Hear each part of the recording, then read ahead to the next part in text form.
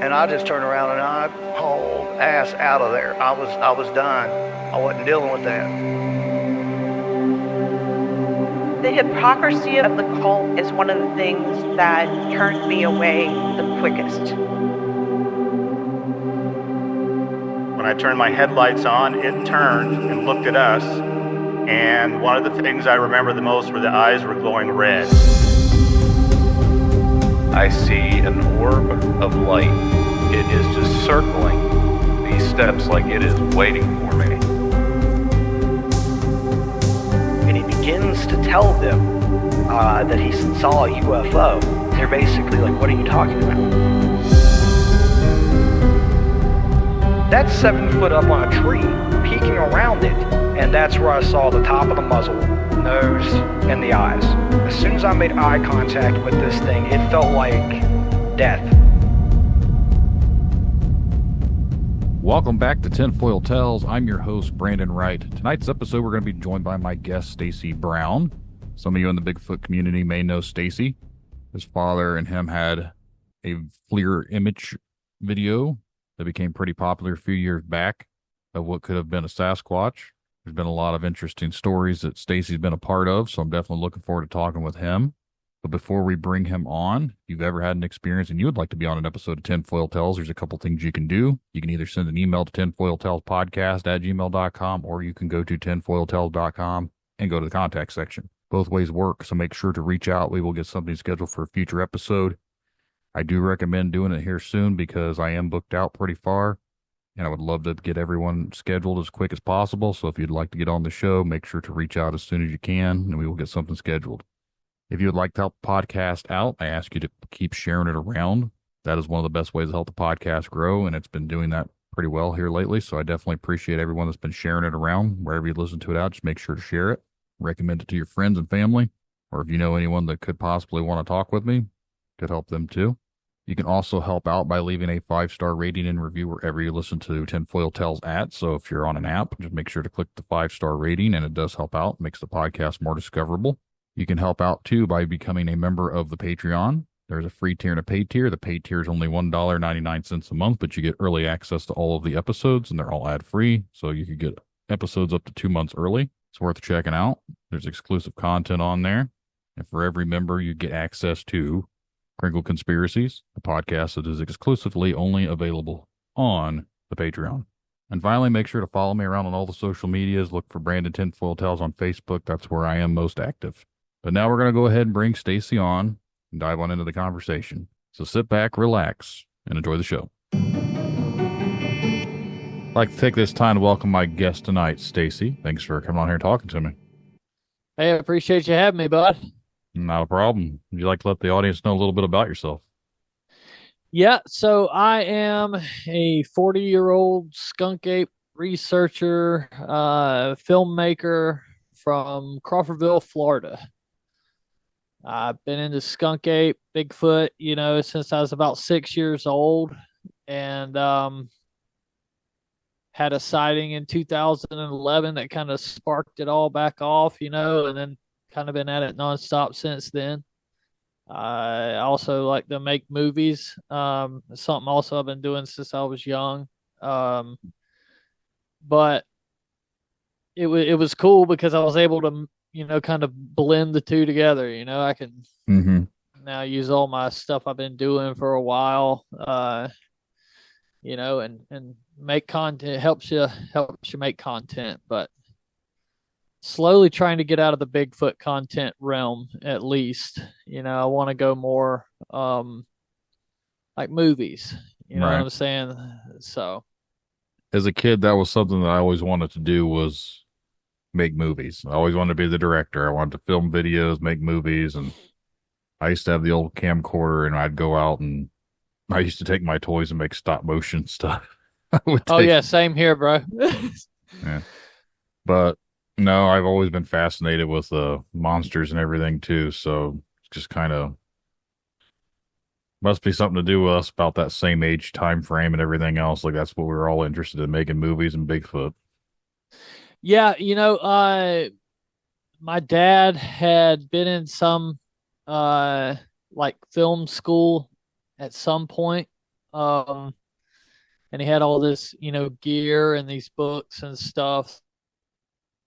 Of wanted to do what Daddy had done. You know what I mean? Even though he pursued it, he went.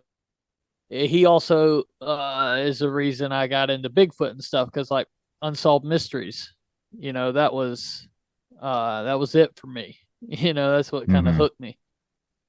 That's kind of where I was too. Like I used to always watch Unsolved Mysteries. The creepier ones used to scare me as a kid, but those are the ones I always liked. Bro, they'd scare me so bad. So like, you're probably watching it in the early 90s, like I was, somewhere probably 93, 94. Do you remember the show Sightings? Yep, I remember Sightings. Yeah, they had the Elvis Presley. Like, people were seeing Elvis. I don't know if you remember this, but they had all these Elvis sightings, and they had this lady they were interviewing, and Elvis, she like taking a picture of Elvis sitting on her like porch steps on her back porch, and they did some computer generated image of his face. They're like, this is what he would look like now. And he looked scary as hell to me, he's just an old withered man. Right. And then we ended up, as soon as that ended, Daddy took us up to the convenience store. And so like, we lived in the middle of nowhere. There was a convenience store by the high school, and they rented movies and sold ice cream and stuff. But we went up there, got us ice cream and I think a video game, and come back to the house. And the dad parks the car. My sister gets out, and I'm about to get out, and my dad goes, "What's that on the roof?" And bro, I slammed the damn door and screamed, and my sister's beating on the door, trying to get in. And my dad's like, whoa, what is going on? He's freaking out now. And I'm like, bro, I thought Elvis was on our damn double wide, because like, that show scared me so bad. But in that moment, I legitimately thought, when he said that, my first thing, was Elvis, not the cat, right? Like that made the most sense. But like in 7-year-old Stacy's mind, it was Elvis Presley on our double wide in Crawfordville, Florida. So I grew up, a lot of my family are huge Elvis fans, so a lot of them are all about it. So for me, I don't know. I guess if I thought Elvis was out there, everyone would have been excited. Oh yeah, my dad was a huge Elvis fan, and I probably would have been excited too had it not been for that damn image that they had up there. I don't remember that episode, so yeah, you have to look it up, man. But there was a movie, and it had like Dan Aykroyd, and I think Chevy Chase was in it, and some other people. But Dan Aykroyd was this old like fat man, and it was kind of a gross movie. But they lived out he was like a judge. Yes, yeah, that's it. Nothing But Trouble or something like that. Yeah, so that's what Elvis looked like when they showed his face. It was like seeing Dan Aykroyd from that movie, and I was like, no, bro, I don't want to see Elvis. I don't, if he's alive, please stay away from here. That's a very obscure movie, but Dan Aykroyd wrote it and directed it, and I think that was like one of the only ones he ever wrote and directed because it didn't do that great in the box office, but I actually liked that movie as a kid. That movie was great, dude. It was cool when you were a kid and you didn't have to worry about everybody telling you the movie sucked, or like the box office was bad. So now when you watch the film, you're going to, be kind of biased one way or another. And, you just got to watch the movie as you should, when you were a child. And then so you could hear it was great. You could see it was great. I don't really get hung up on box office stuff. To me, I don't care if people like the movie. As long as I like it, that's all that matters to me. Yeah. Well, so like A24 makes a bunch of films that are really like visually stunning. Mm-hmm. And I seen The Lighthouse, right? And it was an A24 film. And I was like, oh, wow, so their films must be great. And then I watched another one. Can't remember what it was, but it was really good. Oh, Midsummer. It was really good too. And then so I'm like, oh, all these people are talking about The Green Knight when that one came out, how good it was, how good it was. And then you watch it and it's like, what did y'all see? It sucks so bad. And then Lamb, like that movie was awkward. I think the lady in that movie was accusing her husband of having sex with that goat. I haven't seen that one. Yeah, so there's this little goat baby born, like goat man thing. And I missed the first probably minute of the film because I had to pee real bad, and I got in there and sat down, and then like, oh man, I got to pee, and then I ran, pee, came back, and missed the first little bit. And in that first little bit, you see what kind of looks like the Pope Lick monster. These like dogs are attacking it, right? And these people live out in the middle of nowhere in this little village, and this man and woman and this damn like goat boy, sheep boy or whatever is born, right? A little lamb. And that lady was like putting off vibes thinking her husband, fathered that child, I think. It was weird, but it was, all these reviews were so great and everybody was telling me it was so good. And the movie was like a 2. Like it was absolutely terrible. Well, wasn't that like a European movie too, like from Sweden or something? Yeah. I remember seeing stuff about it, but I never watched it. Yeah, well, good for you, because that was a damn waste of probably 6 hours, because I watched it a few times to see if there was something I missed that would make more sense. But the movie was just terrible. And then like with The Green Knight, when that one, like they tell you what's going to happen at the beginning of the movie, and then that's what happens. Like I watched the whole movie waiting on something else to happen, some like some just like random thing, and no, it's exactly like how they stated was going to happen at the beginning of the movie. I was like, this sucks, dude. Like, damn, I wanted a damn twist in there or something. I don't know, maybe I'm in the wrong here, but when I watched The Witch, and I think The Witch was an A24 movie too. Yeah. I wanted to really like that movie, but I just was so bored with it. Oh, same here. Everybody was like, it's scary. And I'm like, what part was scary? I never found it was scary. I literally almost fell asleep trying to watch it because it was just so boring to me. Yep. Only thing I liked was how they shot it. Right? Mm-hmm. Like it looked really good. The music was really good, but it was okay. Like it had a creepy vibe to it, but it wasn't what everyone made it out to be. And I think that was the problem, is I'd heard so much things about how scary and how great it was, and I watched it and I was just let down. Yeah, and that's the masses, dude. That's the problem. It's like, do y'all really like this, or are you just saying you like it because somebody else said it was good? Right. Because there's people like that. Mm-hmm. And it's in every facet of everything. Like, I unfortunately have to hear a lot of Taylor Swift. So do I. Right? Okay, so you get it. I've got daughters. But dude, like I would blow my brains out if I listened to that music all the time. Like a lot of it is so sad. She's just writing these sad tunes. And I'm like, my daughters are in their room. They got their mood lights on and this music playing. And I come in here, I'm like, damn, who died, bro? Like, do you actually like this music, or is it just because it's the cool thing to do? I got caught up with that. I was into Limp Bizkit, so I'll admit it. And I think we all were. yeah. So, but that was the one and only, bro. That was the only time they got me on that. Looking back with them Jinkos and it. That chain wallet and stuff. Yep. Nope. So you and I are the same age, so we had come up from the same era.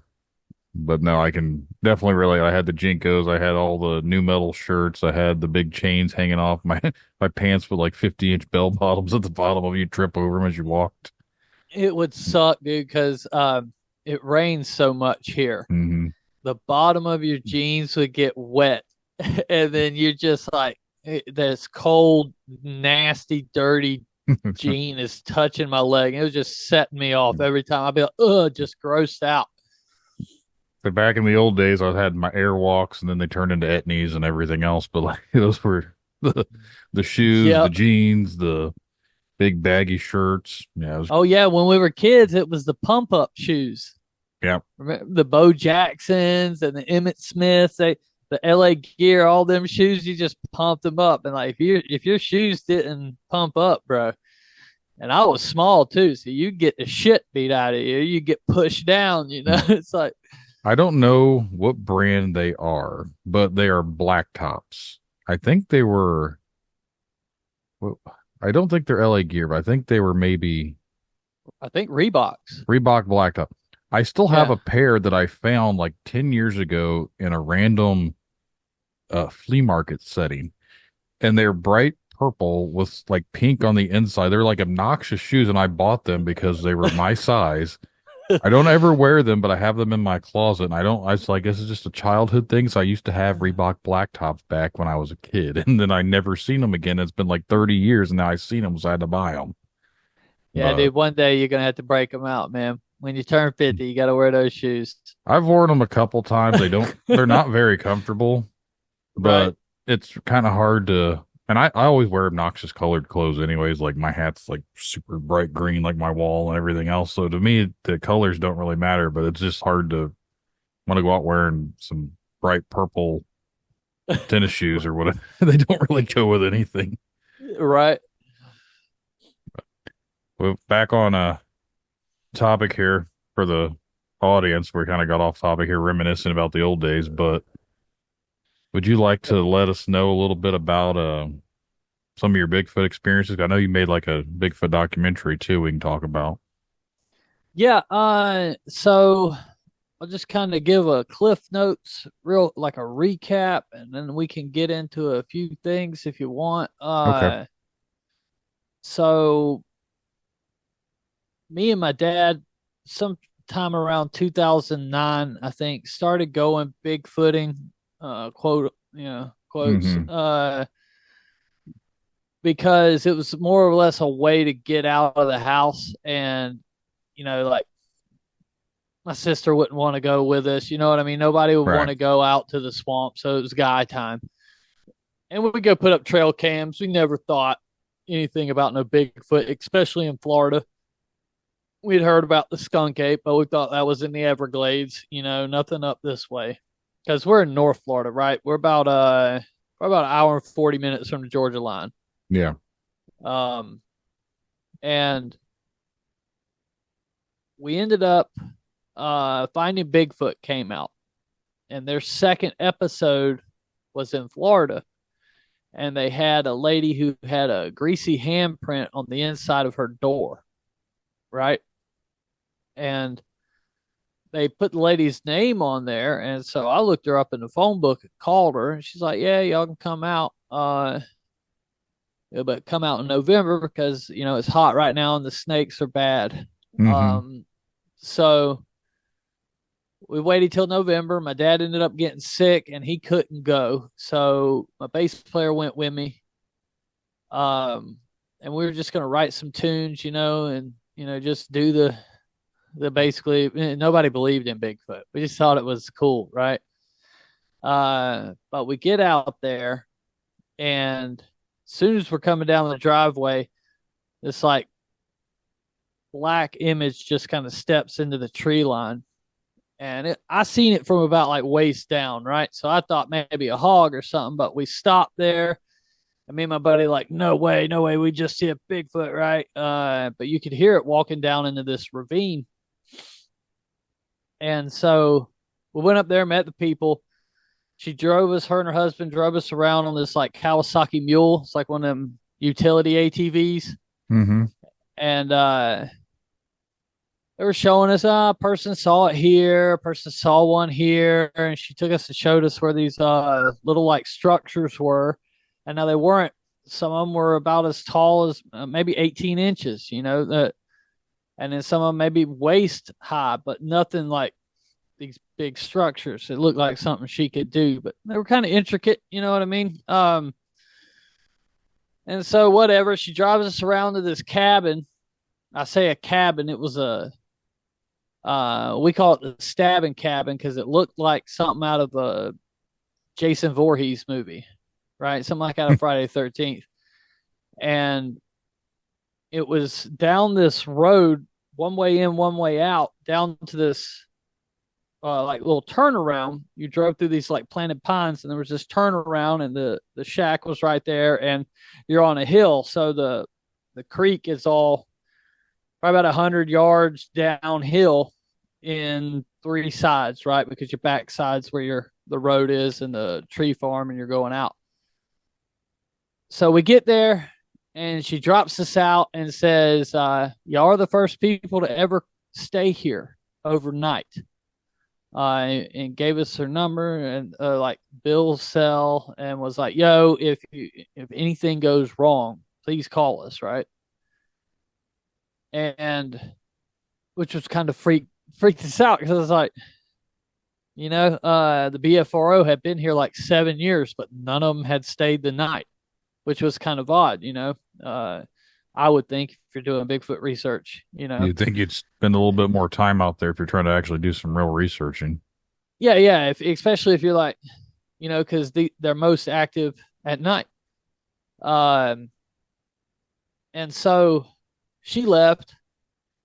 We farted around there, playing guitar and whatever, and then we walked to the spot where she had the little structures. It was on the top of this huge hill. There was a circle like trail around it, a little like road you drove that cart on. And so we're sitting there, and there's this ravine. So like we're sitting on the side of the hill, so it goes down and it's into this ravine, and then it goes back up, and that's probably only 30 yards, right? But it goes way down and comes back up, but you're really not that far. And so we're sitting there, and the hickory nuts are falling. It's November,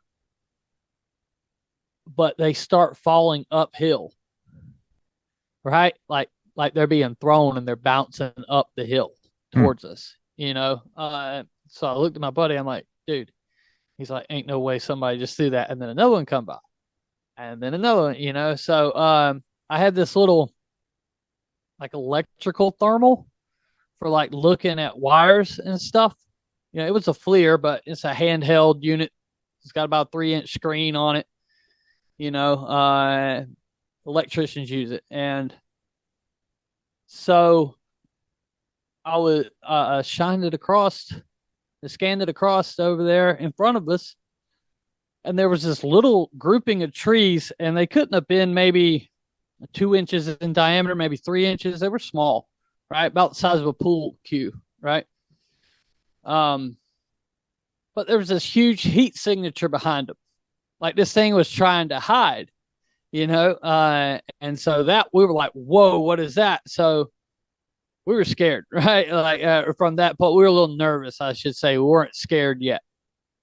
But we left and we walked back, and now from the walk from the camp to where we were setting was probably a little bit over a mile, right? Because you had to walk these trails, and they had a bunch of property. But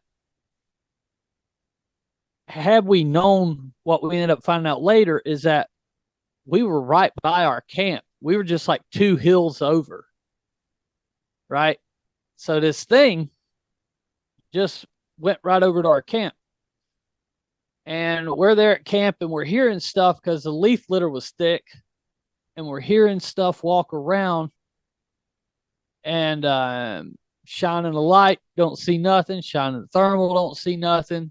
Every now and then you're hearing like a stick snap, like a branch break, things like that. And it got to the point where I held the spotlight on where I heard the footsteps.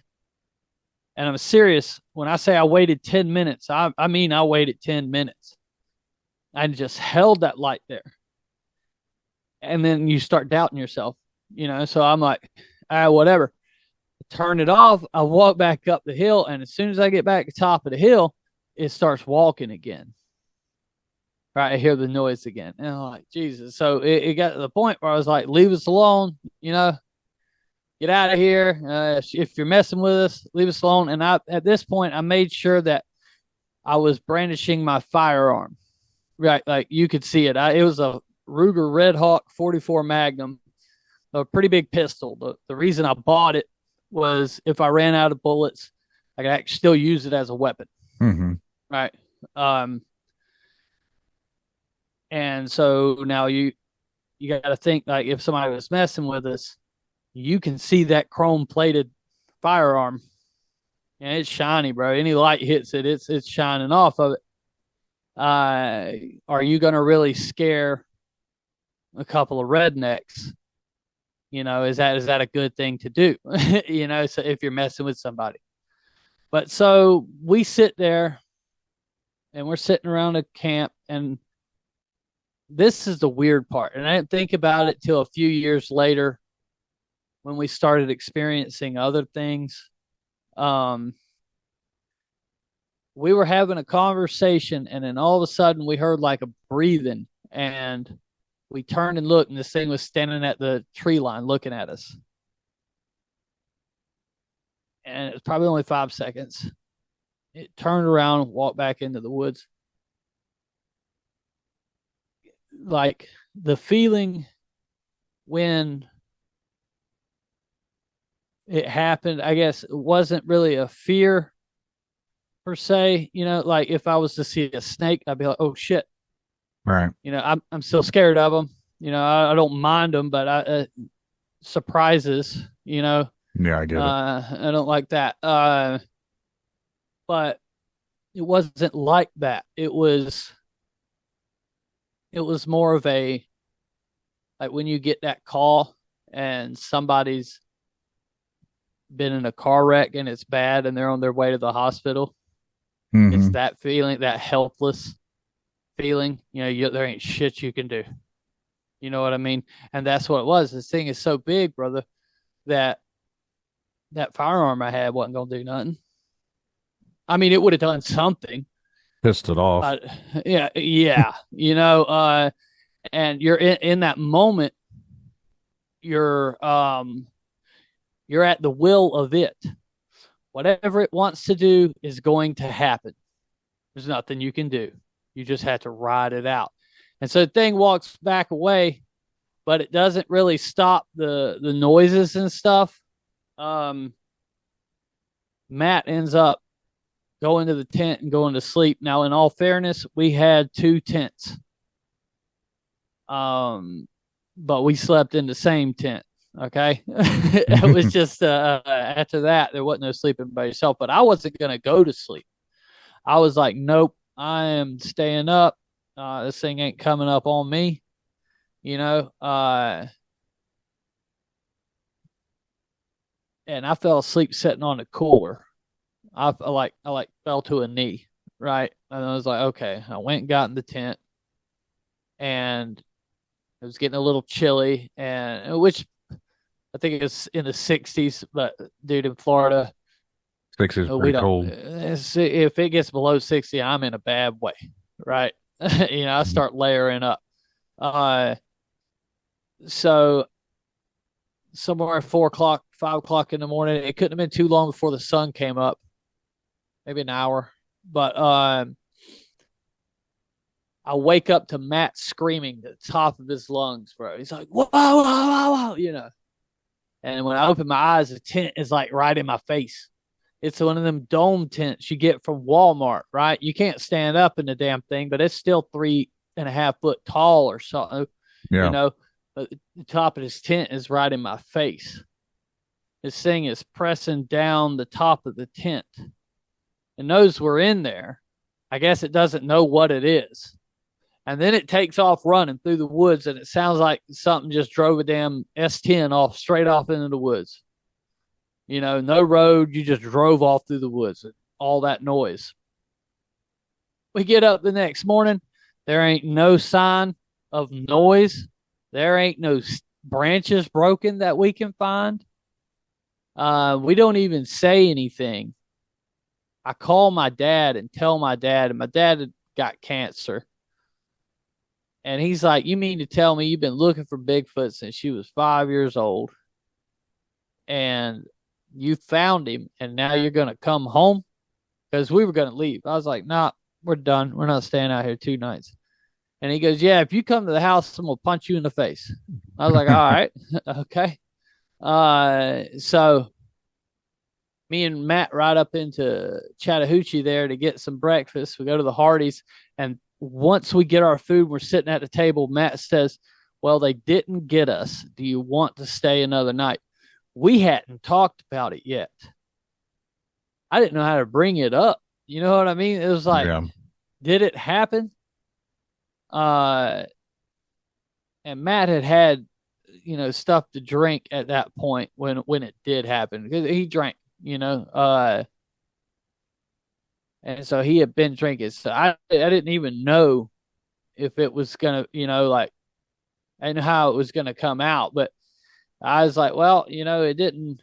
I guess we could stay another night, but it did mess the tent up. Like, is that something we really want to do again? And I remember the reason I said it was about an hour or so before daylight, because Matt was like, I'm going to sleep in the truck and I'm locking the doors. Come on, let's go. And I was like, no, I didn't want to wake up and that thing be looking at me through the window. Yeah. I don't think in that moment I could have stood to see it again. So we don't tell the owner. We don't even hardly speak to her through that day. We spend the whole day walking the property. And so she had, I think, 30 acres, but it was backed up to like 5,500 acres that we had access to of just hunting lease. So there were roads and trails and stuff we could walk. But nothing happened during the day. We found some cool things. We did find some areas where it looked like, something huge had run through. But nothing happened. We didn't hear nothing weird. Didn't feel like something was watching us. Nothing. As soon as it got dark, it all started up again. And that went on. Didn't see nothing, but that went on for a few hours. And somewhere around midnight, it screamed. Okay, so it was about, honestly don't know, but it was probably about 50 yards away, right? That's what it sounded like.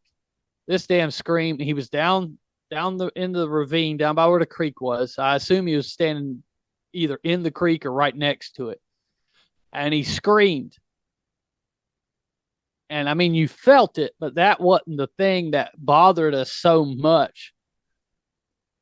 It was like 30 seconds after he screamed, something about what could have been a half a mile, could have been a mile, I don't know, in the distance, it made the same call back. And at that point, I remember looking at Matt and I'm like, bro, he just called Larry and the boys, cuz, you know what I mean? Like, This ain't good. But then it all stopped. So I'm assuming he went to the call, or she, whatever it was, went to whatever else was out there calling back. But it was at that moment that we realized, it dawned on me that we're in the damn ape enclosure. We've came to the zoo and got down in there with the gorillas and popped the tent up. So I was sold on it. I made a YouTube video talking about the encounter, and it had 6 plays. And a producer from Howard Stern was one of them. And he called me. I thought it was a joke, hung up on him a couple times. Third time he screamed at me, and he's like, if you want to be on this TV show, because okay, I knew enough about Bigfoot that I knew who Dr. Meldrum was, right? And I also knew who Howard Stern was. And he's like, I'm going to put you on this show. You're going to be Dr. Meldrum's his field expert. You're going to go follow up on all his encounters. I was like, whoa. I mean, I'm from Sop Choppy, I'm from the swamp, dude. So it's like, you don't, what is this guy doing calling me, telling me all this stuff? But, so anyways, I got the email. He put me on the plane. I went and spent a week with Meldrum. And And I was sold at that point. Like Bigfoot was I was gonna find this thing. I had gotten on back then. It was called Bigfoot forums, and I had gotten on there, and from some as coming from the side where you've hunted other animals, you know what I mean, and know how to hunt and stuff. You could tell by reading this message board that none of these people could go and hunt a real animal, let alone a Bigfoot, right? Like, bro, y'all couldn't go out and kill a turkey right now if you needed to. You know, so I was like, oh, all these guys are idiots, dude. I'm going to have this wrapped up in no time. And I mean, I went hard at it. I quit my band, switched my job to 12-hour shifts, sold my good truck and kept my beater truck, which didn't set too well, but I needed to have all this equipment and all this gear, you know, and this money to keep going and going. And I was going all the time. And my dad had seen that, and he sold his boat, and did some stuff around the house, but he ended up buying a thermal camera with it. So because he seen I was serious about Bigfooting, and that he believed when I quit my music, he realized, all right, Junior ain't messing around. You know, he believes what he's saying. So that following May, my dad had just gotten over the cancer surgery and stuff, and he was doing better. He was cancer free. And he had hit me up. I was at work, and he was like, yo, do you want to go squatching tonight? It was a Tuesday. So I was like, sure, man. Grab my backpack, swing out here to pick me up from work, man. We'll just ride out. And so he did. It had rained a little bit that day. It had rained about 1.5 inches, I think. But it was like rain for like 5 hours, but just a little bit of rain. You know, it's like just a drizzle for a while. Made everything wet, you know, cooled the forest down temperature wise. But we're out there camping, you know, went to Torreya State Park, and we're about a mile down in the woods, this Rock Creek primitive campground. And my dad, I was like, yo, they're here. They're coming through. You know, this is what we hear. And he's like, whatever, you know, you don't believe it. And we hear some more. And I'm like, dude, we need to get ready. We need to get out there and see if we can capture one on this camera. And he's like, no, putting it off. And he ended up saying, well, all right, if it happens again, we'll go out there. And as soon as that comes out of his mouth, you hear like a, you know, it's like a grunt and like a knock. You know, like it really put all its force into it. And I was like, I looked at him, his eyes got big, you know, and so we turned the radio up. I've been listening like White Zombie and stuff. So we had cranked that up. We snuck down the trail. We really kind of had the perfect storm, you know, so to speak, because the palmettos at this time were about head high. So you could leave out of this campground and not be seen. So Daddy had we had a headlamp, but it had a setting where it would go red. So he put that in his hand, and he just like put his fingers, you know, he put it in his fist, closed his fist so he could like move his fingers and a little bit of light would shine out if he needed. But we walked down that trail. He's down that trail, and I'm like holding on to his back. He's walking forward with the thermal, and I got a little handy cam because back then I told you I was all about it. I was like notebooking stuff down, you know, looking for patterns. I was audio always rolling, video was always rolling, you know. And we're going down the trail, and the cicadas were super loud. but you could still hear, once we got down the trail, you started hearing something running. But it was like you'd hear it on the left side, and it's like heavy footfalls, like whoop, whoop, whoop, whoop, whoop. And then you'd hear it on the right side, and it's, thinking back on it, I think they were playing. I think it was about 4 of them, and they were playing. But Daddy had a thermal set to black hot, because when he looked at the ground, the trail appeared white, almost like there was snow right there, so he could see the trail. And we were really worried about snakes, moccasins and copperheads. We didn't want to have to, nobody wants to get bit. So we're walking, and we hear it coming down from the blue trail.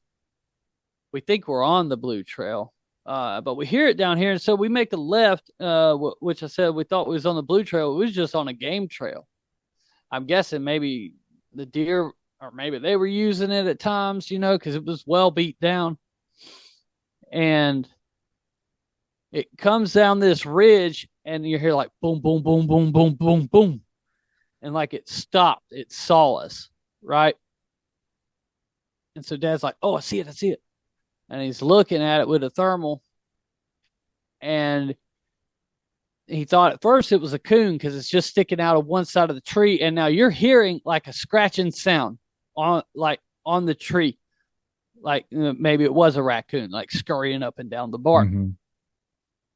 Well, then it's sticking out of the other side too. It starts sticking out of both sides. And he's like, yo, this is 2 coons, And then I don't know what happened. I think he stepped forward and like kicked a palmetto or something. And this thing shoots off in between this gap, right? And that's the footage that my dad got. But he turned, and I didn't see it. I just heard it, right? And he turned, he's like, get your gun, we got to go. And he's freaking out. And so you got to figure, my dad was an Army Ranger.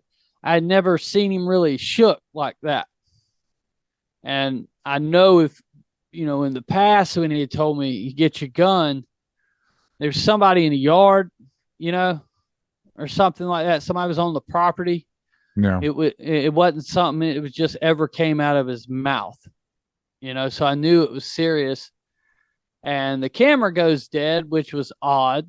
At the time, I didn't think nothing of it, but they were brand new batteries. We literally put them in when we got to the campsite.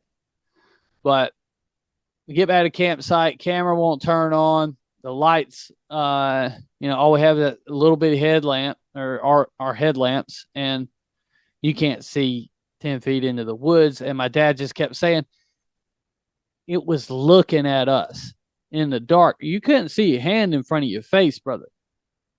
But this thing was looking at us and didn't need no light, right? And so Dad's so freaked out. We tear everything down. He's like, I'm leaving. We'll get the F out of here. And we walk back up this hill, this long-ass trail. And it's, like I said, it's about 1.5 miles downhill. So going back to the truck was all uphill. And these things followed us out. They followed us all the way. Like, once you got to the top of the hill, there was a Boy Scout camp. And then the parking lot on the other side. Right when we about got to the Boy Scout camp, they stopped. So I still hadn't seen what we were running from. All I just heard, it was big, man. It was big. It's looking right at us, and we get in the truck, and I watched the footage for the first time, and I'm like, bro, hold on, big dog. Remember what you told me? You gonna punch me in the face? Because I left. I was like, we finally found Bigfoot. Now we gonna leave? And he's like, hey, smart ass, here's the camera. Best of luck to you. I'll be right here in the truck. And at that time, I was still terrified of these creatures. So I left, or I didn't go back out there. I was like, we left. We went to the house. I was like, no, we're good. And then so now we have this footage, right? And Dad didn't want to do nothing with it. He didn't want to put it out. He's like, nobody's going to believe it. It's us. He's like, we're from, we're redneck as it gets, dude. Nobody's going to, who are we? How do we even show it to anybody? And I was like, oh, let me get some people to at least look at it, because like at first my dad was all in, this was a Bigfoot. But then you have, and skeptics do this when their, I guess, paradigm gets shifted, in their brain, they start denying it. You know what I mean? Like, he's like, yo. Trying to justify it in some rational sense. Right. He's like, who did you have out there? Which one of your buddies was out there? And I'm like, Dad, I ain't got friends good enough that have followed me into the woods on a Tuesday night at midnight and run butt naked in front of us with no light on.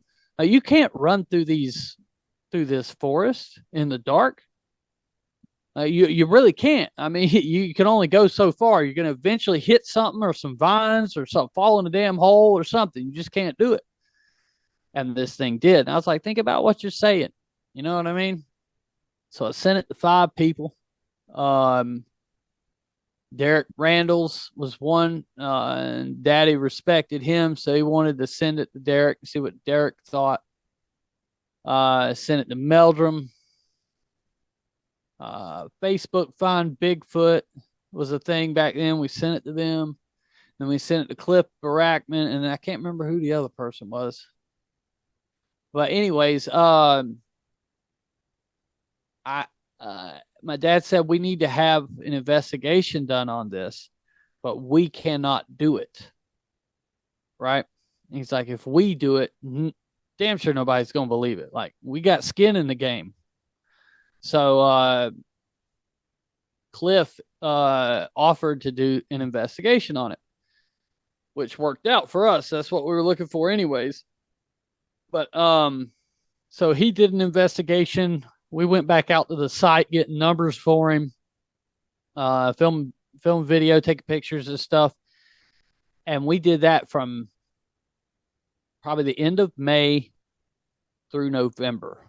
And now this wasn't a close place to our house. It was about an hour and 30 minutes away or so, and we went out there several times for Cliff to get everything he wanted. And then he ended up coming out and doing the numbers himself just to double check. He called us one day. He got his report done. He gave it to us. And what his findings were, he thought the creature was about 8'4". He had FLIR, the thermographers there that he knew from the show. He had them look at it and to make sure it was a real animal. I guess he had somebody make sure it wasn't CG or anything like that. And the film actually premiered at the FLIR International Conference. But we ended up releasing it, man, and we waited till his report was done so it could be kind of because the footage is the footage, right? But like, you don't get an appreciation for it if you don't read the numbers to everything, and so that turned out really well.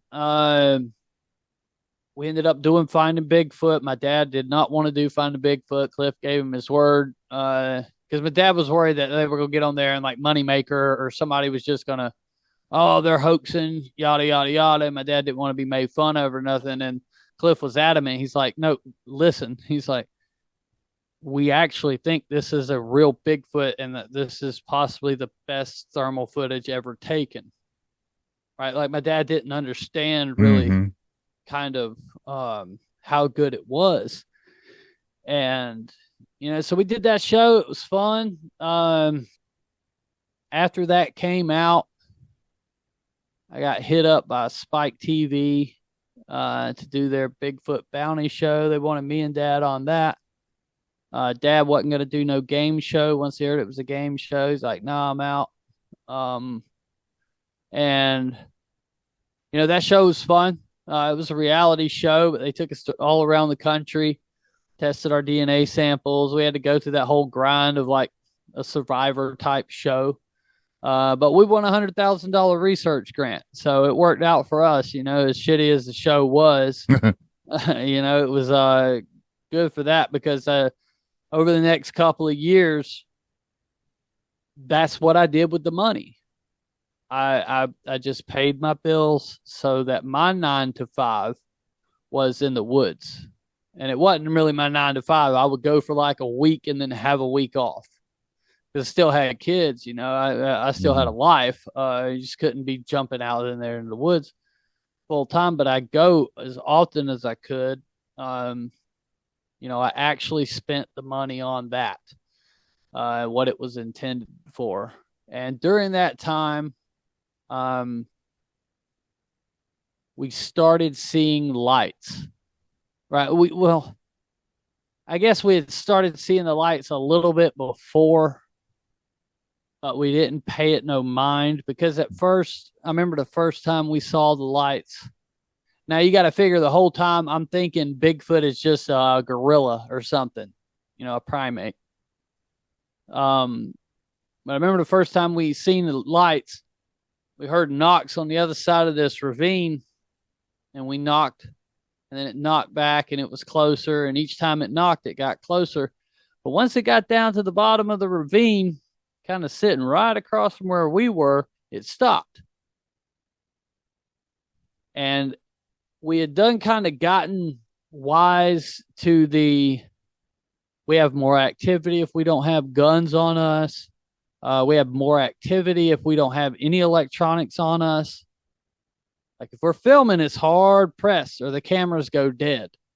There's just something about it. It's like, man, honestly, I thought it was just me being an idiot.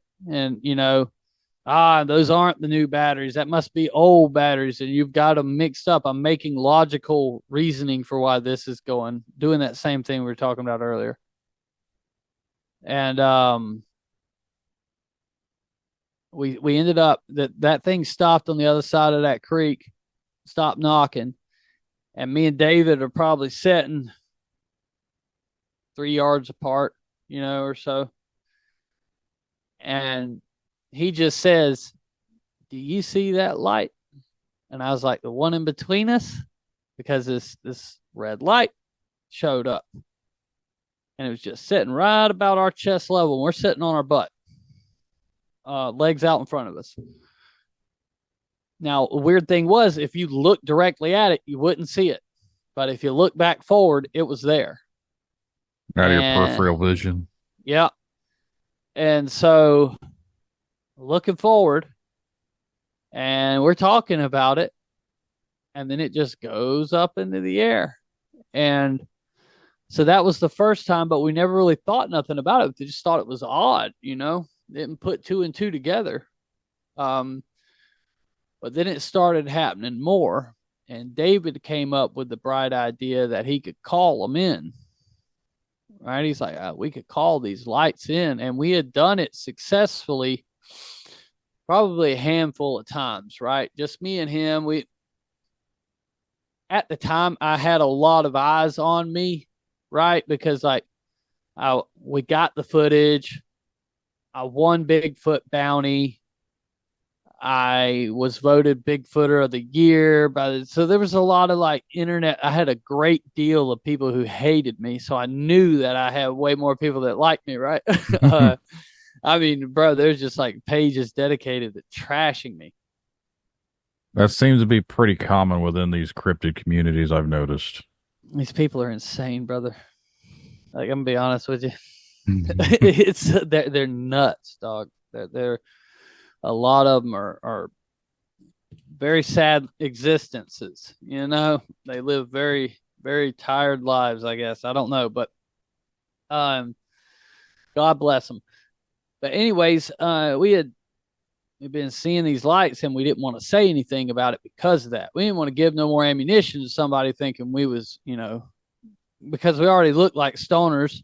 Everybody, that was a joke. Oh, they're just out there smoking dope, and we were. You know what I mean? But that marijuana don't make you see shit. You know what I'm saying? Marijuana don't make you record cool shit. But we We didn't say nothing about it for a while, and then my girlfriend and we had a large group of people at the property, and my girlfriend, we had just started dating, we was fairly new into our relationship. And her and my buddy's brother, Monroe, we said, hey, come on, let's walk out here and show you these lights, right? And so we walk up there and we tell them, we're like, listen, this is going to sound crazy. We're going to talk to the woods and ask for lights to appear. Y'all don't laugh. Don't make a joke about it. I promise you it's happened before. Y'all just bear with us, okay? We might get to experience something really cool. And so at this point, we sit down. We're under these arches. It was arches in the woods. That's usually the spots we'll try for like singing bowls and to talk to the woods. But we're under these arches and we talk to the woods. And I'll never forget it. It was like 26 minutes went by. I was sitting there looking at my phone. When David goes, what is that? I look down at my phone, 26 minutes. There's this orb off in the tree line. It's a little ways away, and it's coming towards us. And now David's coaxing it in, and it's kind of just like the Forrest Gump feather. You know that feather in Forrest Gump, how it just kind of floats? Yeah. Yeah, doing the same thing, right? And David's like, come up in here with us. Come to us. Come to us. And so it comes up into the area we were sitting in. And so now we're all kind of circled around it. And it goes to go away, and Jessica sticks her hand out.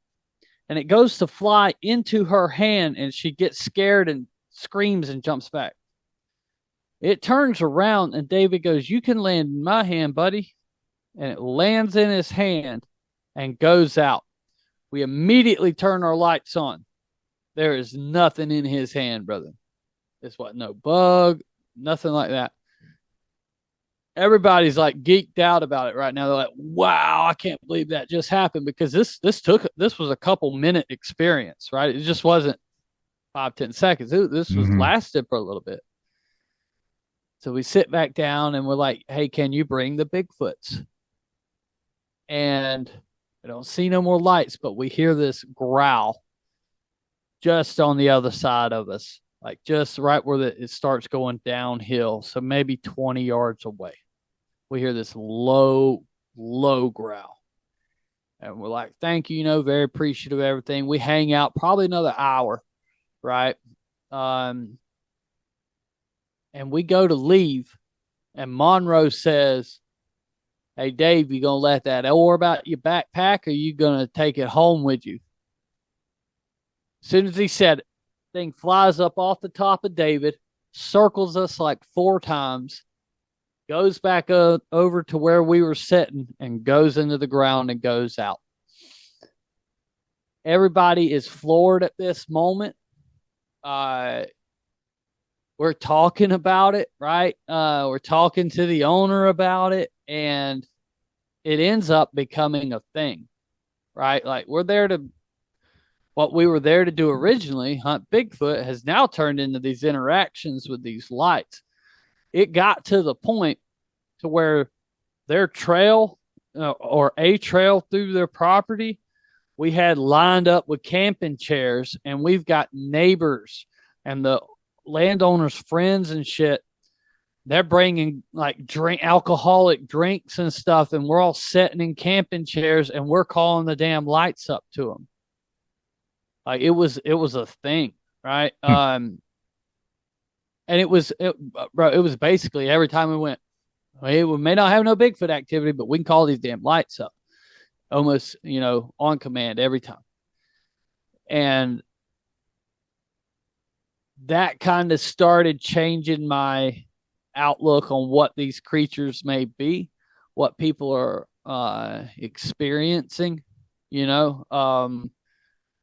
When I was on Bigfoot Bounty, there was a team of Native Americans on there, Dan and David.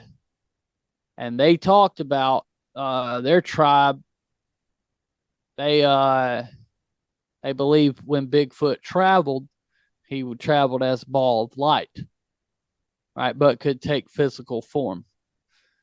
And I've been out on the Chehalis reservation with some of my money. I went and, got invited to this Indian reservation to do research. So I went out in Washington State, and they had the same thing, and there was another one, another reservation, and they said the same thing. So we started thinking, hey, maybe we're overlooking it. Maybe it's not. Maybe this explains the cameras going dead. And then it kind of dawned on me.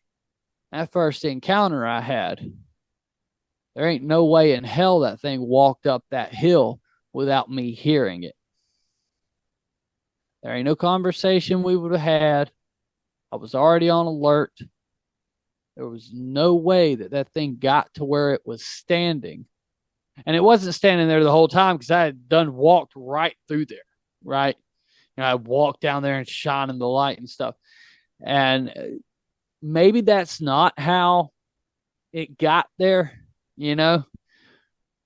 but it's the only explanation I have right now in my mind, is that somehow this thing got up that hill through all that leaf litter and did not make enough noise to alert me and Matt.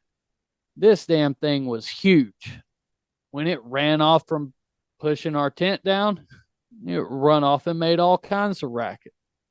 So I think it was kind of around that time where I just stepped back, where I was like, I don't know what these things are. I know enough that I can't tell you that Bigfoot is a primate, a Neanderthal, or that it's it may be an alien. It may have some connection with the UFOs. I know enough to know that I don't know. Right. And you got to figure, when I started out, bro, I knew it all. I'll be the first one to tell. I told everybody, I was like, y'all quit going and wasting your money Bigfoot and just sit back and enjoy it. I'm going to do it for you. I actually said that shit. You know what I mean? Like, I was braggadocious, bro, because I was like, what are you talking about? Y'all ain't seen a Bigfoot. I was 10 foot away from it. Didn't even know what I was doing, and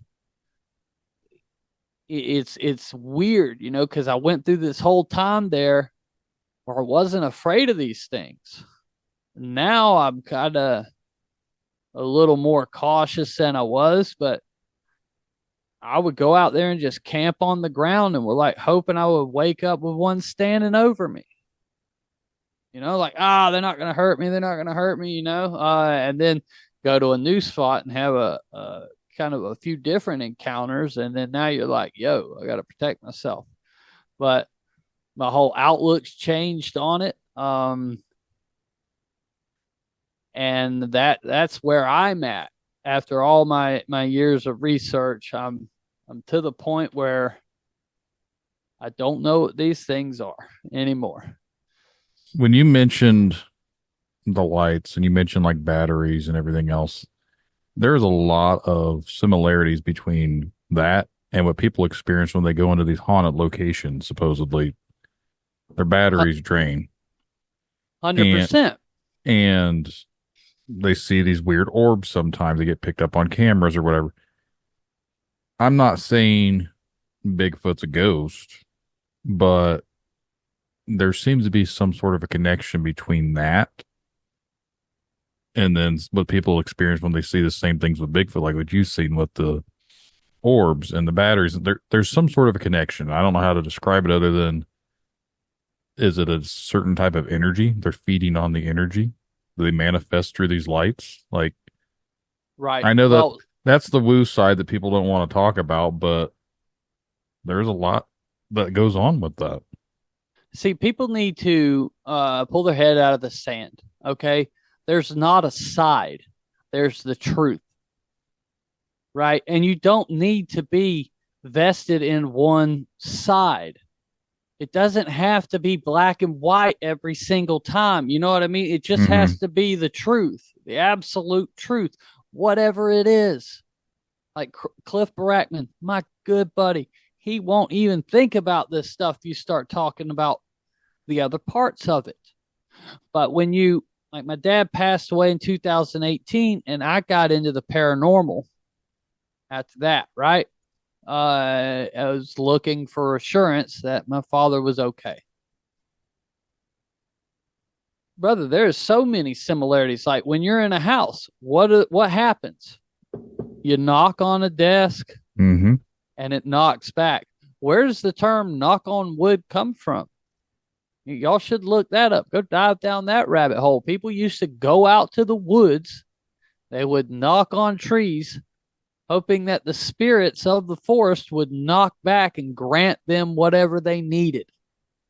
Like, bro, the smells people talk about, the sulfuric odor, it smells like death. That's when a demon is around.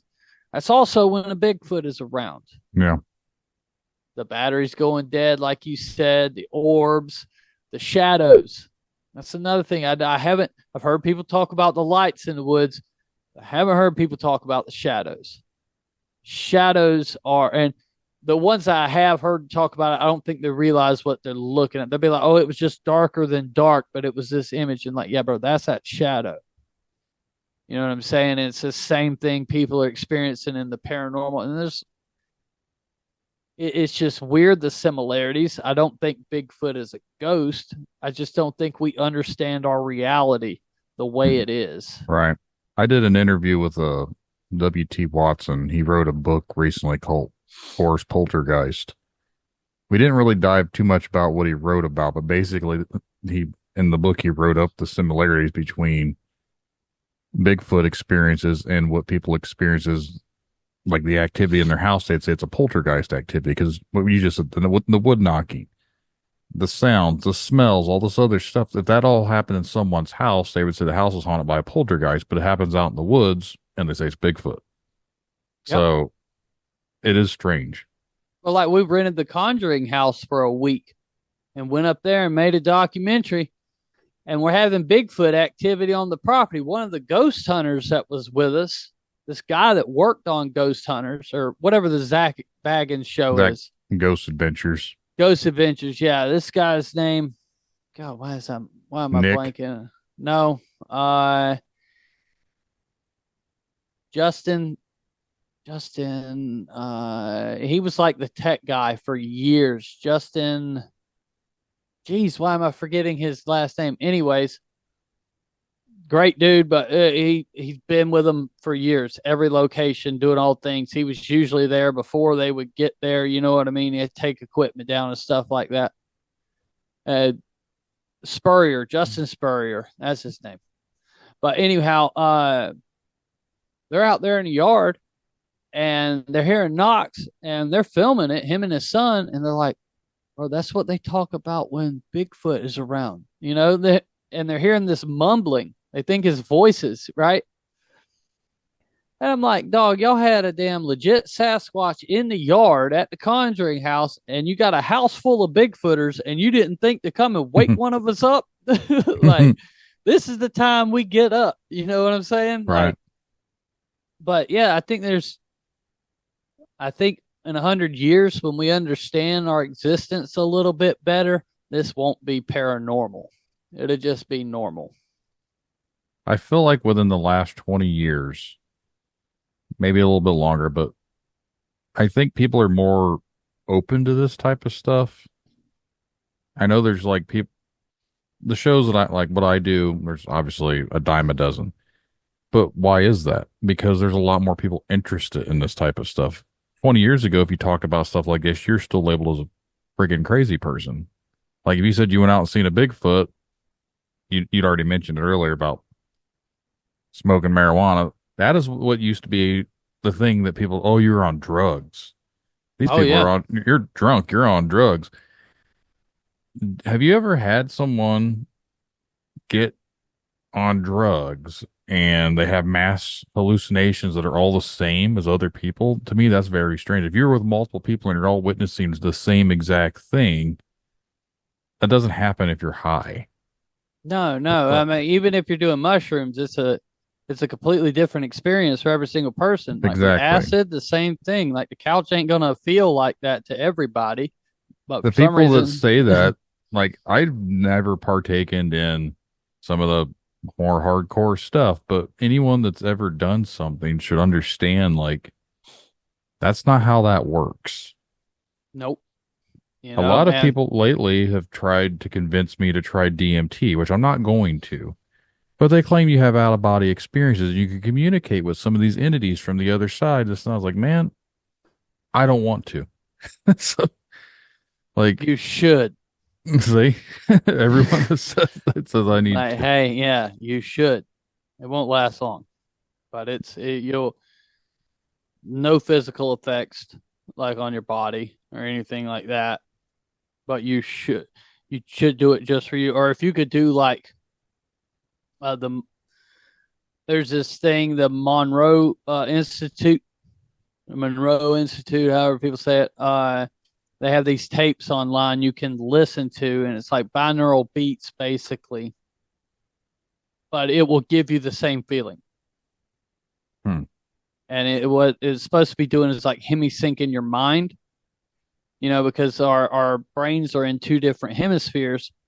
And so the theory is that you can sync them to the same one. And if you're in between 4 and 7 hertz, according to the CIA, you will then leave your body and you will go to a place called the absolute. This is where the past, the future, and the present are all one. Every single thing is all at once. And I really hope that's what it's like when I die. No, I don't know how we got off on this tangent, but when we went to the Conjuring house, we had this guy Jay Prather. He runs IDC Devices. He remade the Gateway project that the CIA had classified for years. Like, I was just sitting there at my house one day, and he calls me up. He's like, "Yo, I got page 25. It's out."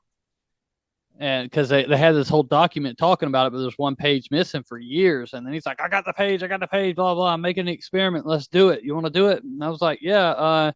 And then, like, right at the same time, my buddy owned the Conjuring house. He's like, yo, I'm selling the Conjuring house. If you want to come up here and make a documentary, now's the time.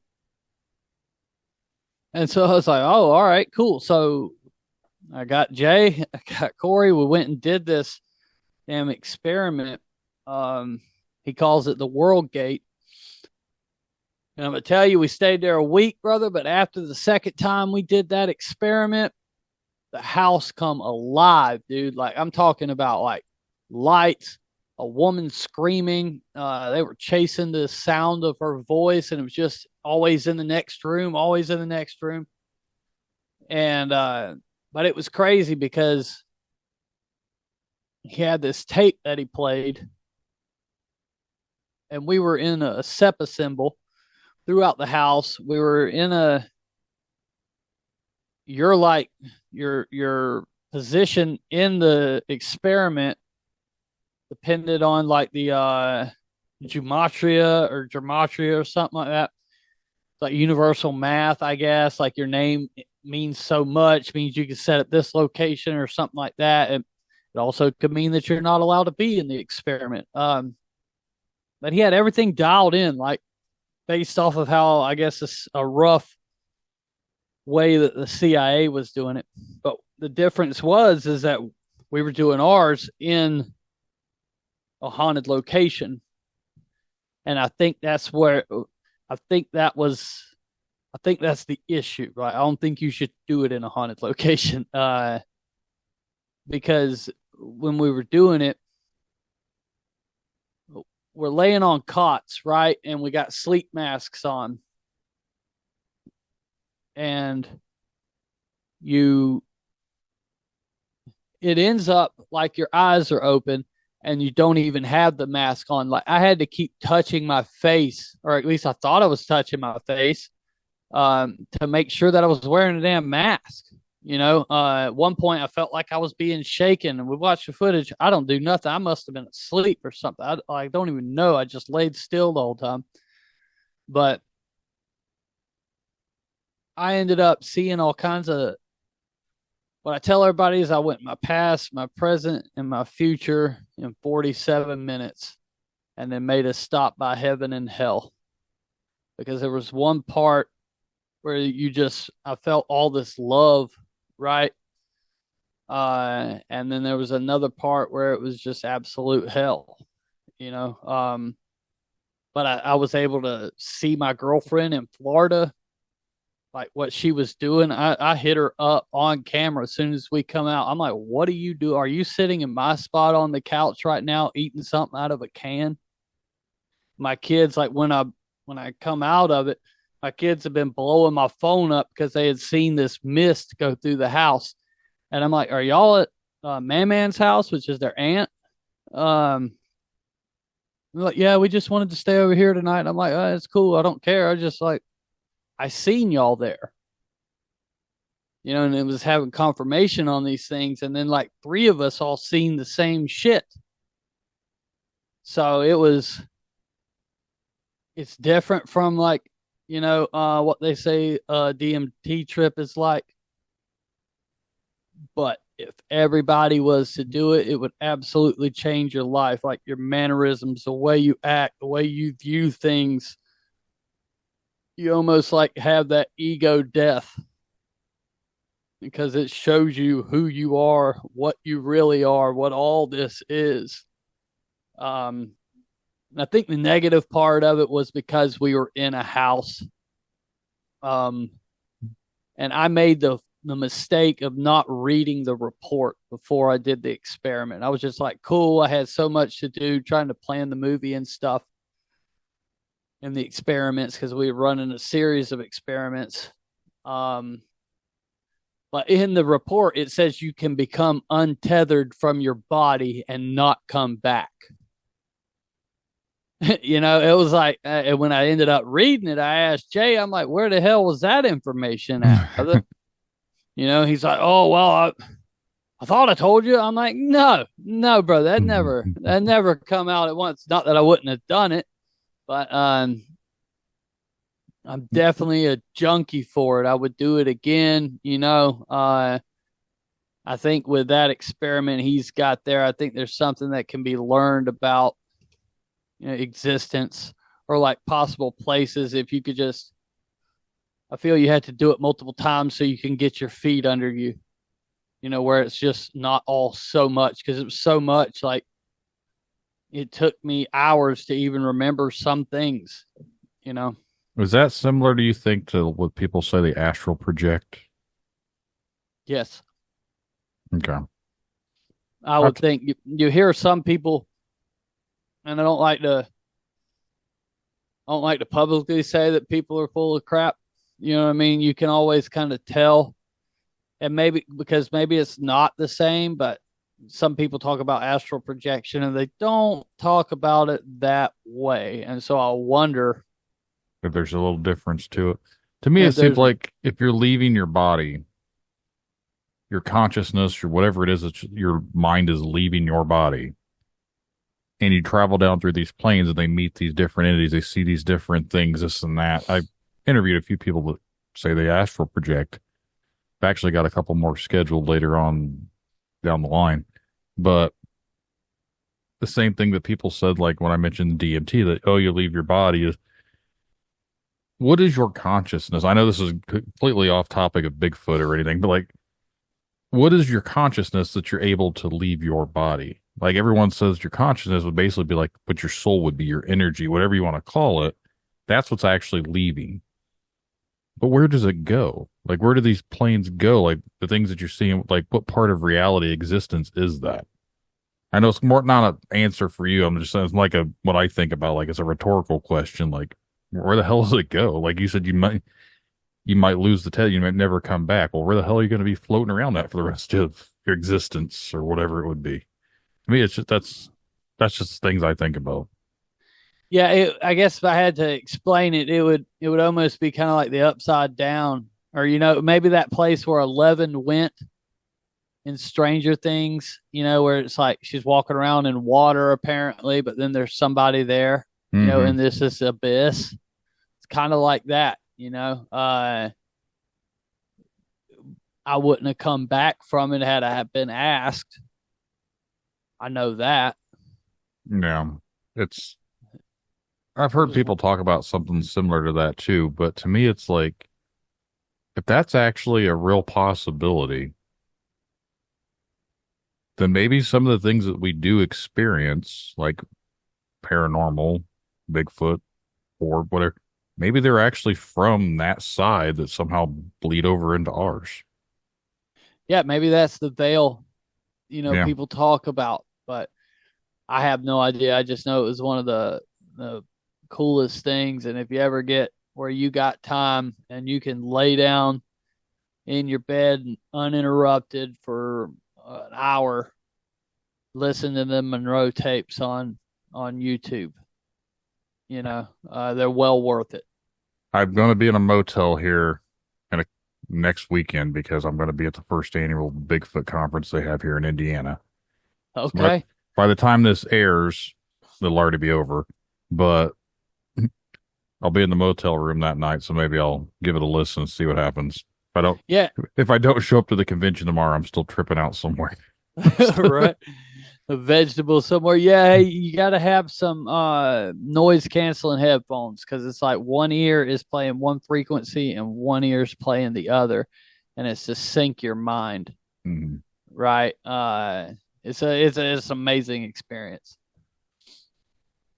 I may look into these headphones I have now are noise canceling, so be interesting. I guess if anyone comes to, they never see me again and there's never any more new episodes, I'm still lost somewhere out there. Just turn your ads off, because safe flight repair, safe flight replace isn't a good thing to hear when you're in the zone. Right. Well, do you want to talk a little bit about your latest documentary you've done? Yeah. So it's called Bigfoot: The Journey to Belief, and I've been doing this Outcast Paranormal thing for a few years, and the cameraman was a skeptical guy of everything, and he asked me one day, he goes, "Hey dude, when are you going to prove to me that Bigfoot exists?" And that kind of just like kicked the light bulb on for me, and so I set out to prove to him that Bigfoot is real, but under the agreement that, hey, I cannot provide you a body. You have to be able to look at all the evidence. You tell me what you actually think. And the thought process was that, because Joey is a Reddit troll, like legit Reddit troll, and if I can make this guy a believer, because he's going to shoot me straight on every single piece of evidence I put in front of him. Mm-hmm. If I can make this guy a believer, I'll be able to make everyone a believer. So I lined him up 15 interviews. And I asked him, I said, what do you need to see? And he's like, some type of documentation may help. That may help me out. And so during these interviews we're doing, there's a common theme, and the common theme is we reported it to the FWC, which is Fish and Wildlife in Florida, or we told the sheriff's department, or yada yada, but they made some report of these encounters.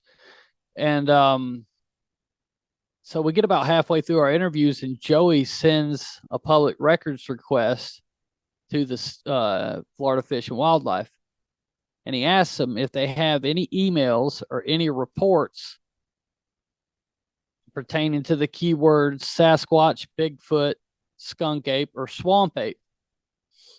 And so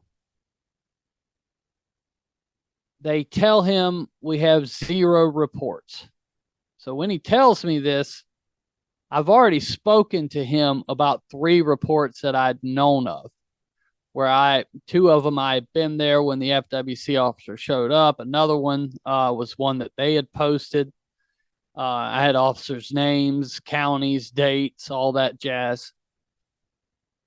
And so we knew there were 3, but they said they had 0. Okay. And they said they had 73,318 emails pertaining to those 4 keywords. Well, they wanted $12,000 for those. Well, so Joey, when he ended up telling me about this, I was like, well, okay, hey, send him this report and ask him to see the file. Ask him for more info on this one about Ken White, happened in Walton County. Lady saw a Bigfoot. They took a picture of a guy in a gorilla suit, and the officers got his net over the top of him, like making a joke out of it. And as soon as we asked about that report, they cut off all information, or like cut off all communication with us, and closed our file. Right. And now through this whole time, every piece of evidence I was showing Joey was, oh, that's just blurry footage. Could be anything. That audio, we don't know what that is. He's given a logical explanation for it. The same explanation that your uncle tells you on Thanksgiving. Mm-hmm. You know what I mean? Like, oh, it's crap. But then he gets this, little nugget of truth here. And he says to me, he goes, if you want it to look like a cover up, this is how you act. And so now the gears are turning in his mind. And so we ended up doing like a boots on the ground. We went to a place and did to get him out in the woods. That was the last segment of it. And we had some weird stuff happen, found some tracks. There was a handprint on the house, or like on the railing when we got there. Pretty crazy stuff, but none of that really did it for him. I mean, it was a little bit, in changing his mind, but the emails and the hiding of the reports was one thing. So we contacted a lawyer. The lawyer told us that we have a case because in Florida, the public records, like the state here, prides themselves on transparency. So it's a pretty big deal when they do something like this. And right before we go see the lawyer, the Orlando Sentinel has a article that comes out. There's an FWC officer in it. And he's talking about, we get reports all the time. And he talks about, like, I think 6 reports in Collier County. You know what I mean? So it's like a complete contradiction from what they told us. And so with all that information, we went to the lawyer. The lawyer's like, we'll take them to court. So we're raising the money right now with the sales of the DVD rentals, and we have a GoFundMe to try to raise the money for the emails, because maybe there's something in there. Maybe that's the route we have to go. At the end of the day, I know Bigfoot's real. I saw one, but no, that's not going to change your mind. But however, when I go to bed at night, I know they're real. And so you have to think about it. If I know they're real and thousands of other people in this country know they're real, are we foolish enough to say that the federal government doesn't know about these things? You know what I mean? Because I'm not special. I'd heard something the other day, and I forget where I heard it from or who said it or what it was I was watching or listening to, but it was mentioned that the government knows about certain things like UFOs, cryptids, paranormal stuff. They don't acknowledge it or they don't talk about it because they don't have any means to control it. So because they can't control and have power over things like that, they just kind of bury it. To me, that kind of sounds plausible. Like, that makes more. See, that's the thing. I can't understand why they would cover it up. You know what I mean? But in the age we're living in now, like you said, it's not the same as it was 20 years ago. Mm-hmm. With the disclosure stuff happening with the UFO thing right now, this is the time to strike. Right. You know what I mean? On some type of documentation, because in the documentary, you'll see we interview a guy named Joey Bruce, and he lives across the street, or his area where he's had sightings is across the street from the lower Swanee River Management Area. And now in their hunting brochure for that area, it says under the hog hunting regulations, no harvesting of skunk apes or swamp apes. Now, this is an official document. If they're not real, why would they put that in there? Why are you putting it in there? Like, you don't just throw around jokes in this, because like the things you're listing, if people break these laws, they go to jail. They'll lose their guns. You know what I mean? So like, it's not the place to insert a little funny one-liner. Right. I saw something the other day. It was actually given out to local police agencies for UFO/UAP stuff. It was like Right. 11. It was like an 11-page handling of situation document that local law enforcement has been like given out this year. If those Yep. things aren't real, why are they giving those to law enforcement? Exactly. You know, and like I said before, I jumped into this thinking that I could trap one of these or kill one of these things, but there's people who are really good at hunting. They do it for the job, and they do it all the time. If they tell you they're going to go out and kill a deer today, they're going to go out and kill a deer today. But they ain't killed one of these things, you know, and I think the Bigfoot community, all these people that go Bigfooting, I think you're just spinning your wheels. You know, I mean, it's enjoyable, you know, you get to hang out with the boys or whatever, you know, your crew. But at the end of the day, you're not getting anything. You're not getting no further. Every time we get hair, it comes back unknown, or it's contaminated, or it was human, you know, it's something like that. Why not put your efforts into pressing the people who already know about this? Because I promise you, if I know they're real, they know they're real. Right. Like I said, I'm not special. So that's what we're trying to do. We're trying to raise the money on our GoFundMe to get the emails so we can publish them on our website, put them out there, and let people go through them, because that's another thing. I don't have time to go through 12,000 emails, but the public can. You know what I mean? People that are interested in it. Maybe there's something that they didn't expect us to latch on to. You know, they didn't expect somebody to ask, because them lying to us about it is a pretty big deal. You know, I'm kind of a conspiracy person in general. Obviously, the name of my show is Tinfoil Tales. There's a conspiracy element to it. But if they were hiding something in emails, wouldn't you think that eventually they would just erase any sort of email trail, anything they could if they wanted to? Yeah, I mean, you would think so, but at the same time, this is the federal government. They do dumb shit all the time. Yeah. Sometimes, though, I wonder if they don't do things like that to really just throw off.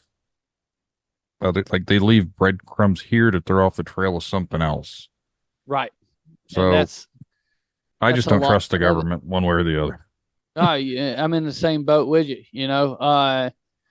But I think if pressure's applied, you know what I mean? At the end of the day, only thing I want out of all this is there to be a damn sign or something that says, hey, you may encounter a Sasquatch here. And just let people know that you could run into one of these things. We don't have to have a body for that. If you've got 73,000 emails, and you got to figure that's obviously from sometime in the 90s on, because they didn't really have email back in the 70s or nothing.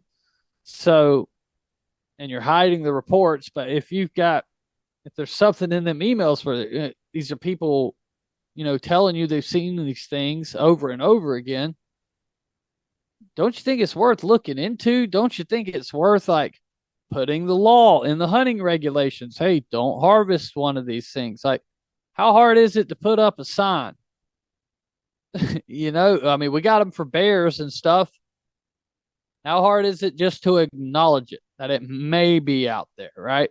Do you So think it people, would have anything to do with like uprooting the national parks and like some of the hunting and preservations and everything that they have? If they were to admit that these things exist, people would stop going. But at the same time, you also have to look at if they're considered maybe like an endangered species, they'd be labeled as, so it screws up the foresting, far as like the lumber mills and all logging all. Maybe well, maybe there's a money scheme as to why they're not mentioning it, because they don't want to ruin the market of making money. well, ultimately, the U.S. government, they don't do shit if they ain't making money. Right.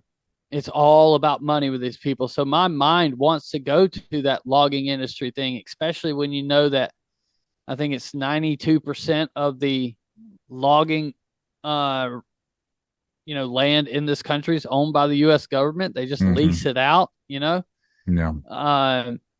So yeah, it could possibly destroy their cash cow. You could also be looking at that it's another human species. Maybe it's Neanderthals. Like, I honestly believe if it has to be something biological like a relic hominid, I believe that's what it is. But if you've got another human species out there, now they're afforded human rights. And so that's a big uproar. Right. It's probably, a dead dog up under the house that nobody wants to get up in there and drag out. Yeah. That's kind of where I went with it for a while too. I always just thought they were a flesh and blood thing, but over the last few years, I'm kind of leaning more that they're not. But you have to get out there and experience it. Like, if people just go out there and just go to the woods, they're gonna have these encounters. Yeah. Like, it's too easy to have these encounters for yourself, because we're able to have them all over the country, and it's not every time we go. That's the one thing that the skeptics, like, I'm a skeptical person too. So I don't necessarily believe every single thing. I think a lot of things could be explained. But when it comes to all these people that are having these experiences and sightings, all the time I see photos in these groups and everything, and they're always blurry. I see like little red circles. I was like, that doesn't help anybody that doesn't necessarily believe this. You're not going to convert anyone. They're just going to say you're fucking crazy, because literally all you're circling bushes that are blurry. And I don't know how. At the end of the day, the Bigfoot community's not trying to prove it. They're just looking for like confirmation bias. They just want other Bigfooters to come and fluff their nuts, dog. That's all they. Yeah. They don't care about actually proving it to the Reddit trolls or to the world, because when you step out there onto that plate, you're going to get tore down quick when you come with those circled bushes, or even the Patterson-Gimlin film. That thing I seen was something, they were still ripping that thing. I was like, it's been 60 years now, and they're still tearing it apart. Oh yeah, I mean, I don't think it's a real Bigfoot, but the skeptics damn sure don't, and that's all.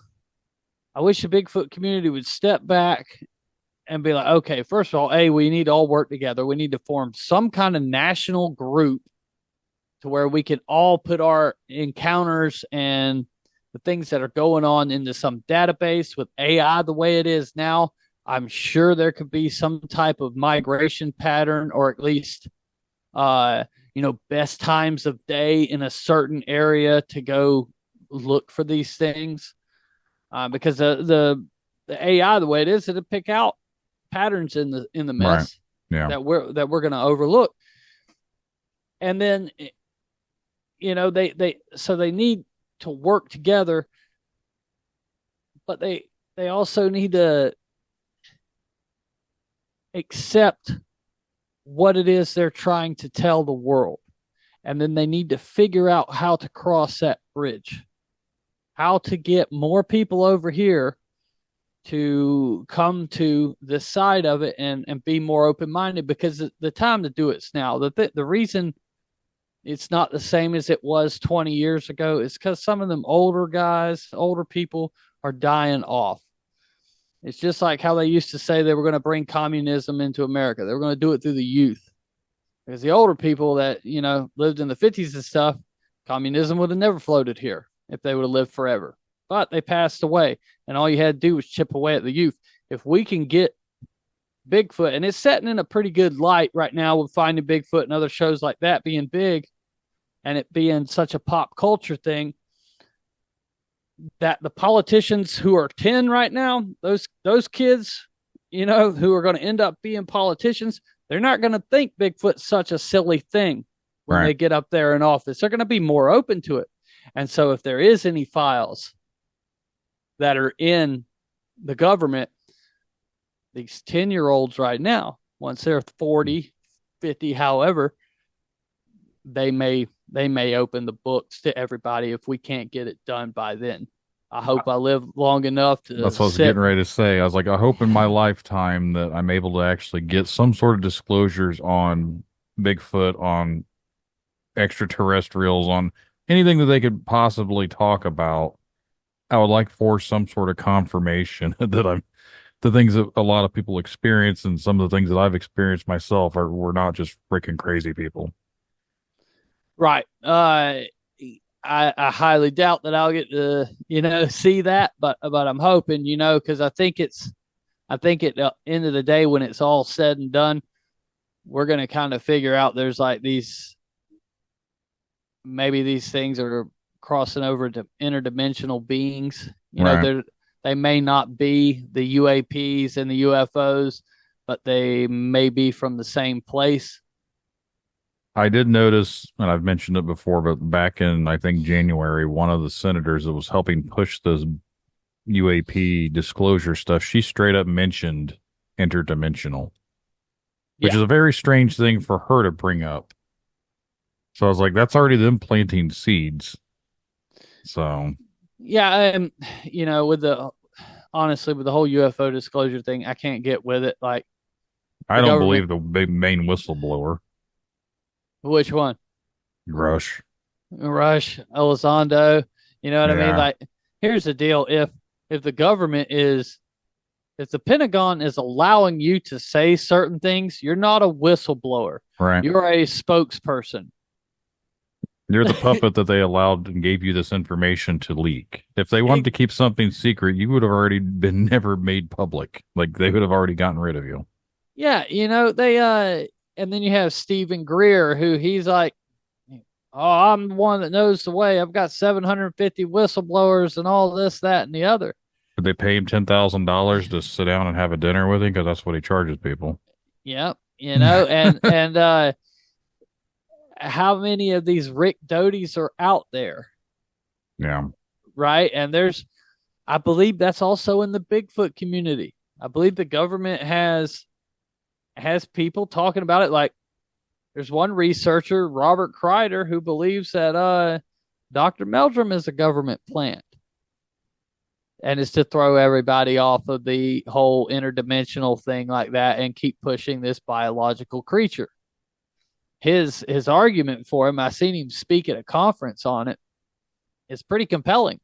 I know Meldrum. I don't think it's true, but it was an interesting, point of view. I'll say that, because it made sense, because why are some of these experts in this field so against it being something else? And I love how they say, well, we do it the scientific way, buddy. Science changes every day. I feel like with any more, science stopped being discovering and trying new things to being it's the old way and this is the only way, because we know science. Science, you don't know everything. Right. But and that's the deal. We're always science that we know right now was sorcery 100 years ago. Right. It's, to me, I don't want to say something here and get my video banned again because I always bring up something that pisses off YouTube, but they always say trust the science. Well, anymore you can't trust the science because a lot of the science people out there are not really doing the science. They're only doing what is the old way. They're not advancing. They're not trying to learn new things. They're not trying to do new. They're not accepting of the possibilities of stuff. It's annoying. It's also who's paying for it. Right. You know what I mean? Like all them studies that showed that vape was safer than cigarettes. Now, who paid for those studies? The company selling the vape, that's who paid for them studies. You know, so of course it said it was, and it's like that. You know, now they're saying they're worse. Right. So you have to look into it, like who's paying for the research, because they're going to find what they're looking for, no matter what it is. They're always going to find something that basically covers them for more money. That's the benefit of it. If it's making them money, that's all they care about. That's it. That's the end of the day. That's all they want to do, and which I don't understand. I really kind of wish money didn't exist. You know, because it turns people ugly and it turns us into what we shouldn't be. Right.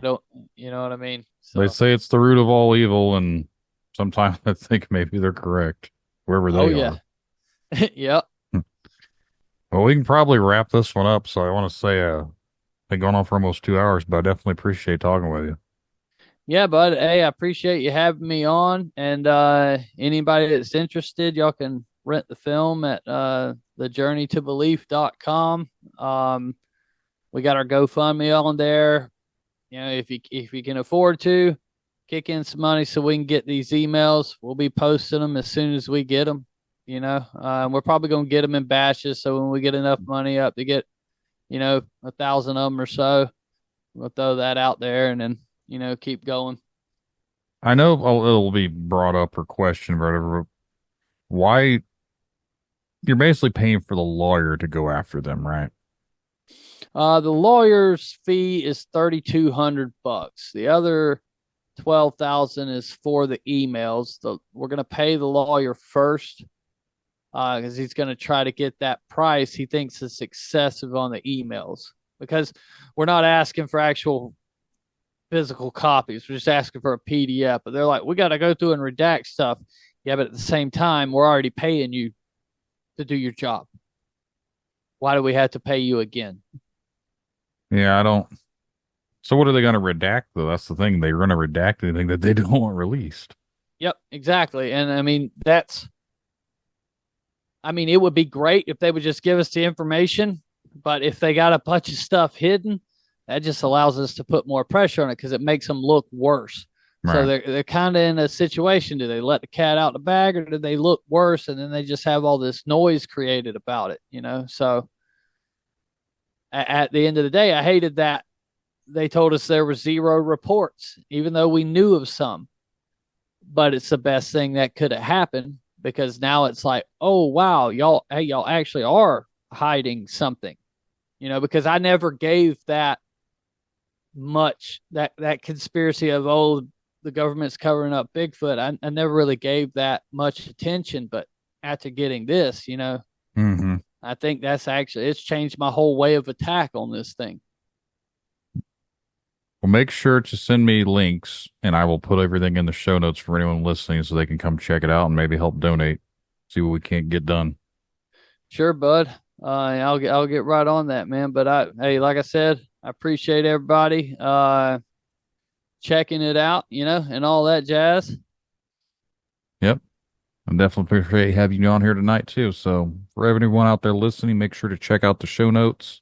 We're going to roll on out now. So thanks to Stacy and thanks for listening.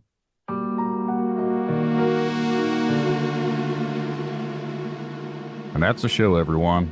I really hope you guys enjoyed the conversations. If you would like to be a guest on Tinfoil Tales, remember to send an email to tinfoiltalespodcast@gmail.com or go to the contact section of tinfoiltales.com. Just get your message to me. We'll get something scheduled for a future episode. And just remember, the truth lies in the stories we share, the connections we make. Stay curious, stay open-minded. Thank you all for joining us on this journey. And until next time, keep questioning, keep seeking, and keep exploring the unknown. Good night, everyone. Tinfoil Tales in the headphones. Yeah, it's time to rock. Got a story about a cryptid creature. Let's take a walk. Bigfoot, dogman, they're out there in the dark. But the truth is out there like an alien spark. UFO sightings got the whole world shook. Conspiracies unfold like a story in a book. Media control, trying to keep us blind. But I'll be fooled, gonna use my own mind. In history, they don't want us to know the secrets they hide, the truth they won't show. Dominate our society, they keep us in chains. But I'm standing tall, it's time to break the reins.